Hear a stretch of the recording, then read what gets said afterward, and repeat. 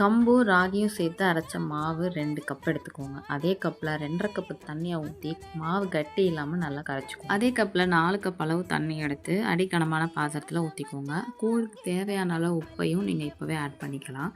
தண்ணி நல்லா கொதிச்சதுக்கப்புறம் கரைச்சி வச்ச மாவை கொஞ்சம் கொஞ்சமாக ஆட் பண்ணி கிண்டிக்கிட்டே இருக்கணும். 2 செகண்ட்ஸில் கெட்டியாகிடும், பபிள்ஸ் வர ஆரம்பிச்சிடும். அப்போ அடுப்பு ரொம்ப கம்மி பண்ணிவிட்டு மூடி வச்சுருங்க. ஒரு 10 நிமிஷத்துக்கு அப்புறம் ஓப்பன் பண்ணிங்கன்னா சூப்பரான கூழ் ரெடி ஆகிடும். ரெடியான கூழை கொஞ்சம் நேரம் ஆற விட்டுருங்க. ஆறினதுக்கப்புறம் அது கூட கொஞ்சம் பச்சை தண்ணி சேர்த்து ஓவர் நைட் விட்டுருங்க.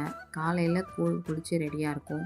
புளிச்ச கூழை நீங்கள் டேரெக்டாகவும் சாப்பிடலாம், தயிர் ஆட் பண்ணியும் சாப்பிடலாம். கூழ் நம்ம உடம்புக்கு எவ்வளோ நல்லதுன்னு தெரியும், ஆனால் இதை டெய்லி யாரும் எடுத்துக்கிறது இல்லையே. என்ன மாதிரி சோம்பேறியாக இருக்கிறவங்க வாரத்தில் ஒரு முறை இதை செஞ்சு வச்சுக்கோங்க. தினமும் கொஞ்சம் கொஞ்சம் எடுத்து கரைச்சி குடித்து உடம்பு ஹெல்த்தியாக வச்சுக்கோங்க.